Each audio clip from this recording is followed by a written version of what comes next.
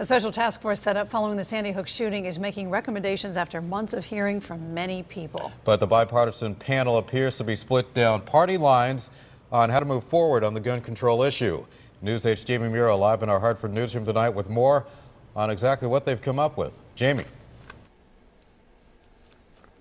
Well, Keith and Ann, two differences here, mainly between certain types of weapons that Democrats want banned and magazine clips that Republicans don't agree with. But there are a lot of similarities that both groups are hoping will do change for the better. The tragedy at Sandy Hook Elementary sparked debate on the gun control issue, and a call for change was made by the governor. Hence the creation of the bipartisan Gun Violence Prevention Working Group, who made a series of separate recommendations Tuesday.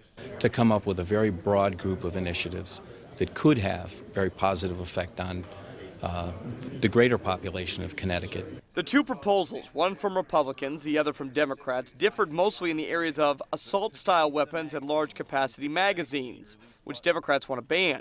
There were similarities, however, some of which include implement a universal background check for any firearm, clarify standards for suitability, stricter mental health lookbacks for gun permits, expand firearms safe storage, ban the sale of all armor-piercing bullets, increase penalties for firearms trafficking. A lot of the penalties that were increased, they sound good, but unless the courts do something about them, which is one of our problems now, we don't have convictions.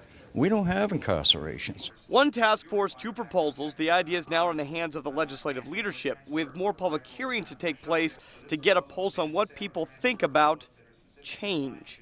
Our process was to advance recommendations to the leadership group from this stage to give them a range of options to consider for inclusion in the ultimate bill.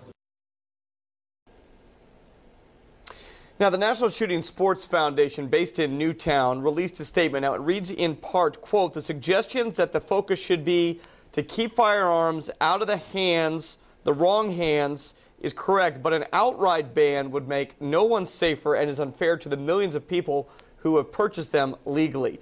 That statement in full, as well as both proposals, can be found on our website. The links there, too, at WTNH.com. We're live in the Hartford newsroom tonight. I'm Jamie Muro, News 8.